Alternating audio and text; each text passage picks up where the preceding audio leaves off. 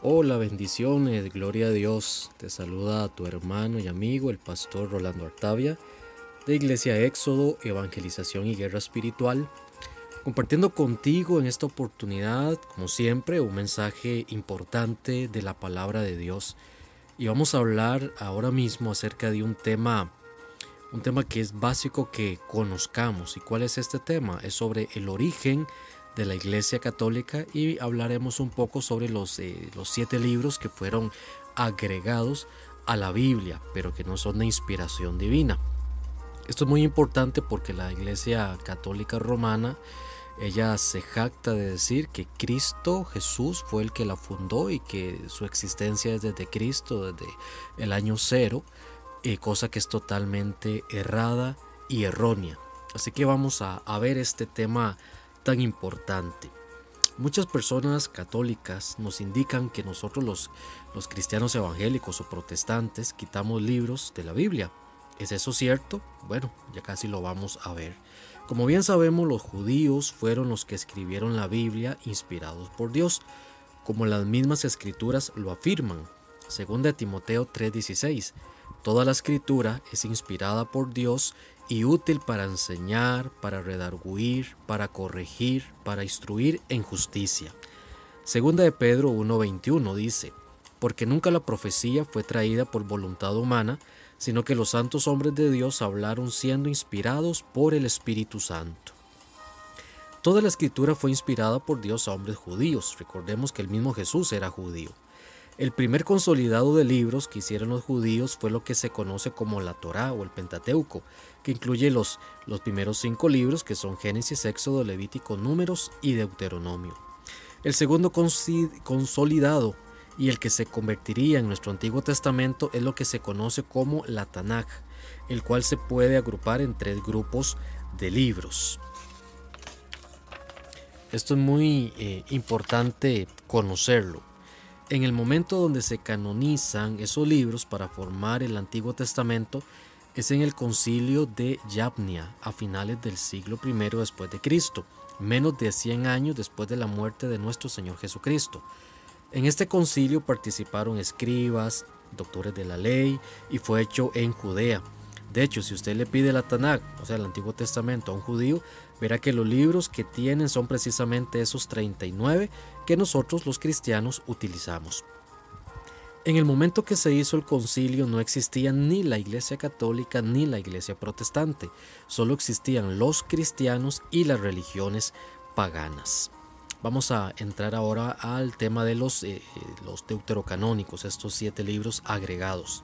La pregunta es, ¿de dónde salieron los 7 libros que la Biblia Católica tiene además? Bueno, en Alejandría existían judíos de influencia griega que realizaron lo que se conoció como el Concilio Alejandrino, el cual se realizó 100 años después del Concilio de Yavnia. En ese concilio se agregan 7 libros más al canon, que son Tobías, Eclesiástico, Primera y Segunda de Macabeos, Baruch, el cual les recomiendo lean el capítulo 6, Sabiduría y Judith. A este grupo de libros se les consideró como deuterocanónicos, o sea, del segundo canon. El Consejo de Yavnia no aceptó estos libros, ya que los consideraron como de no inspiración divina o como apócrifos, cuyo significado es falsos. Ahora bien, ¿cuándo la Iglesia Católica agrega estos 7 libros? Para analizar esto, primero veremos cómo surge la Iglesia Romana Católica. En el tiempo donde se dieron estos 2 concilios, esta iglesia no existía, solo existía el cristianismo y el paganismo. Fue hasta que el emperador romano y pagano llamado Constantino tuvo una visión en el cielo de una cruz antes de la batalla, Puente Milvio en el 312 después de Cristo, y un sueño en el que se le dijo: por este símbolo vencerás, o sea el símbolo de la cruz, que decide aceptar el cristianismo e hizo el edicto de Milán, donde se permitía a los cristianos practicar su religión libremente junto con las otras religiones paganas del imperio, y se empezó a aceptar el cristianismo. Posteriormente, en el 325 después de Cristo, tras haber terminado de derrotar a todos sus enemigos y buscando la unificación de todo el imperio religiosamente, llama al primer concilio ecuménico llamado Concilio de Nicea. En ese concilio unifica al cristianismo con las costumbres paganas religiosas. Es el origen oficial de la Iglesia Católica Romana. De ahí que se use el término católica romana en su nombre y no cristiana. De hecho, la palabra católica significa universal y fue precisamente eso lo que Constantino quiso, tener una religión global para poder gobernar a su pueblo más fácilmente después de la conquista de pueblos y territorios. En ese momento se empieza a enseñar nuevas doctrinas antibíblicas, resultado de la fusión del cristianismo con las religiones paganas del Imperio Romano. Ahora bien, no fue sino hasta el Concilio de Trento, en Italia, que empezó en 1545 DC, donde se oficializa el uso de estos libros en la religión católica romana. Esto quiere decir que aproximadamente 1545 años después de la muerte de nuestro Señor Jesucristo es que los agregan. Ha quedado bastante claro que los cristianos nunca quitamos los libros, sino que la Iglesia Católica los agregó muchísimo tiempo después. Por eso es que la Biblia católica contiene 46 libros y la cristiana 39 en el Antiguo Testamento, al igual que los judíos. Precisamente este fue uno de los motivos que motivó la Reforma protestante en el siglo XVI, a partir del cual surge el protestantismo. En conclusión, un amigo católico podrá decir, bueno, ¿cuál es el problema de agregar libros? Si al fin y al cabo muchos de esos libros son importantes en la historia judía, como el libro de los Macabeos. La misma Biblia responde cuál es el problema. En Apocalipsis 22:18. Dice, yo testifico a todo aquel que oye las palabras de la profecía de este libro. Si alguno añadiere a estas cosas, Dios traerá sobre él las plagas que están escritas en este libro. Eso es lo delicado, y precisamente el libro de Macabeos ha sido usado por la Iglesia Católica Romana para justificar el purgatorio, lugar que, como lo veremos, no existe en siguientes videos. Ese es el problema de mezclar cosas inspiradas por Dios con libros históricos no inspirados. El problema de esos libros históricos es que contradicen a los libros del primer canon. Se puede ver un ejemplo con el libro de los Macabeos en el siguiente pasaje. Segunda de Macabeos 12, versículos del 43 al 46. Después de haber reunido entre sus hombres cerca de 2000 dracmas, las mandó a Jerusalén para ofrecer un sacrificio por el pecado, obrando muy hermosa y noblemente, pensando en la resurrección.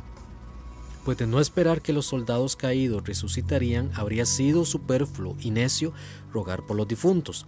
Mas, si consideraba que una magnífica recompensa está reservada a los que duermen piadosamente, era un pensamiento santo y piadoso. Por eso mandó hacer este sacrificio expiatorio en favor de los muertos para que quedaran liberados del pecado. Ok, eso es lo que dice ese texto de Segunda de Macabeos. Como se aprecia, este libro contradice versículos del Antiguo Testamento donde se indica que los sacrificios se han de hacer por los vivos, nunca por los muertos, porque ya de nada sirve, por el perdón de los vivos, no de los muertos. Levítico 4:35. Y le quitará toda su grosura como fue quitada la grosura del sacrificio de paz, y el sacerdote la hará arder en el altar sobre la ofrenda encendida a Jehová, y le hará el sacerdote expiación de su pecado que habrá cometido y será perdonado. También en Levítico 5:10.